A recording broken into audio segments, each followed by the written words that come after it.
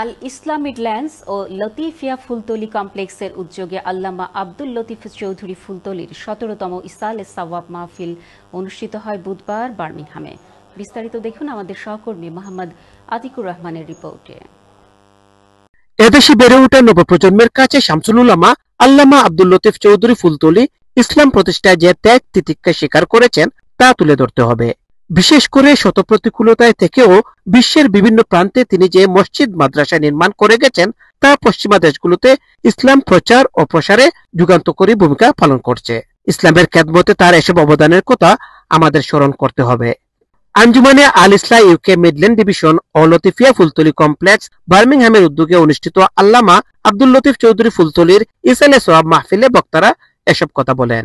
লতিফিয়া ফুলতলি কমপ্লেক্সে অনুষ্ঠিত মাহফিলে সভাপতিত্ব করেন দি ব্রিটিশ মুসলিম স্কুলের প্রিন্সিপাল ও আঞ্জুমানে আল ইসলাহ ইউকে মিডল্যান্ডস ডিভিশনের প্রেসিডেন্ট মাওলানা এম এ কাদের আল হাসান।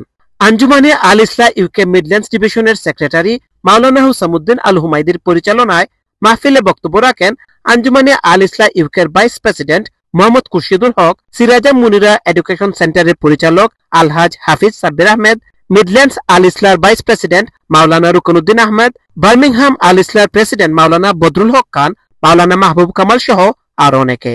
পরে আল্লামা ফুলতলি ও কমপ্লেক্সের অন্যতম ফাউন্ডার আহমেদুল হক এমবির ইসালে সোয়াব উপলক্ষে বিশেষ দোয়া করা হয়।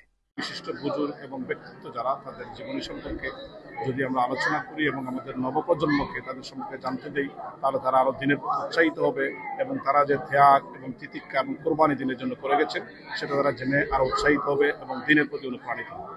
অসংখ্য মানুষ মিডল্যান্ডসের বিভিন্ন ব্রাঞ্চ থেকে এসেছেন।